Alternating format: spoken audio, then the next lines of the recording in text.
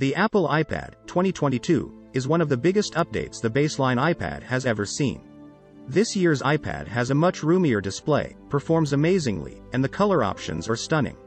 But due to a messy accessory situation and confusing competition from Apple itself, trying to figure out who is supposed to buy the iPad 2022 becomes a more complicated conversation than it should be.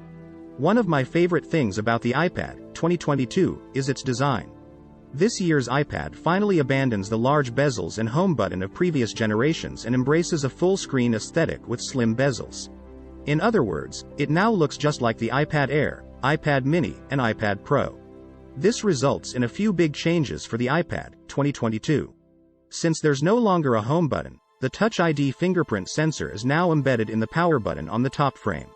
It's easily accessible regardless of how you use the iPad 2022, and it's just as fast and reliable as you'd expect. The new design also lends itself to an improved two-speaker landscape system. Audio is loud, crisp, and now shoots out from the left and right sides of the iPad when holding it horizontally, perfect for gaming or watching videos. In between the two-speaker grills on the bottom of the iPad 2022 is another big change. The Lightning port is gone.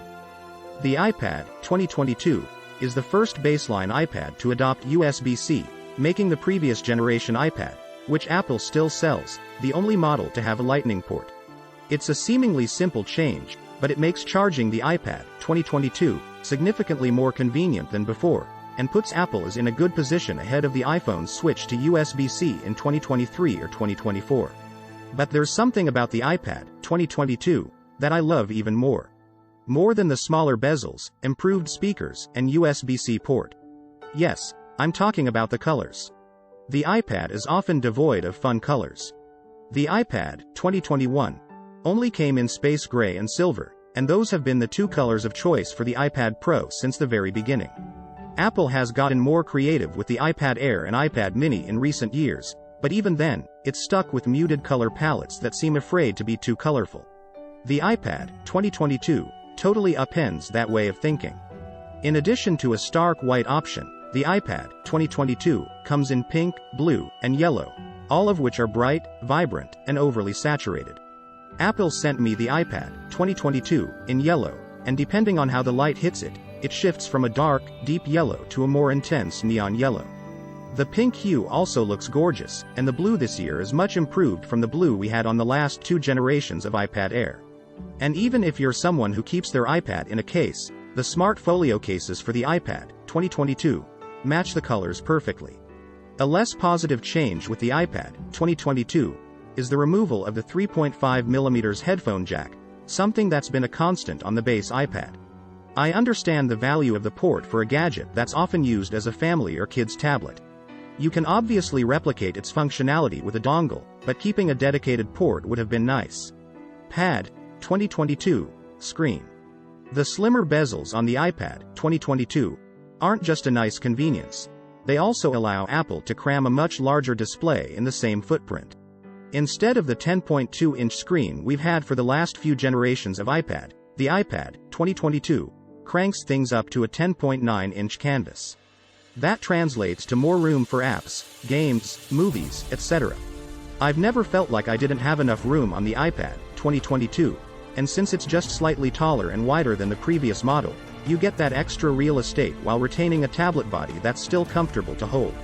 As for the quality of the display, that's where you're quickly reminded of the iPad 2022's baseline nature. The 10.9-inch screen is an LED panel with a 2360 by 1640 resolution.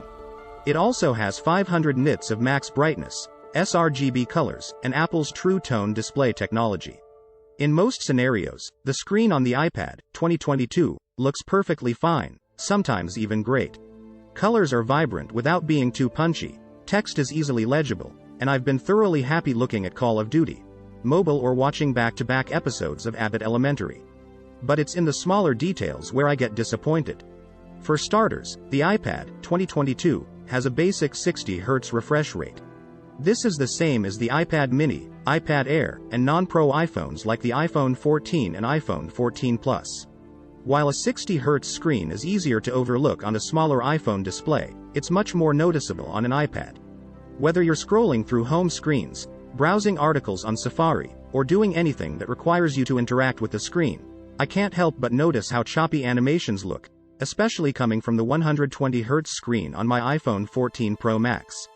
I certainly didn't expect a 120Hz refresh rate on Apple's second cheapest iPad, but it's something I can't help but notice in daily use. Another pain point is the iPad 2022's display visibility. Using the iPad 2022 outdoors or in direct sunlight often makes the screen washed out and difficult to see. I think this is largely due to the non-laminated nature of the iPad's display, rather than the 500 nits of brightness.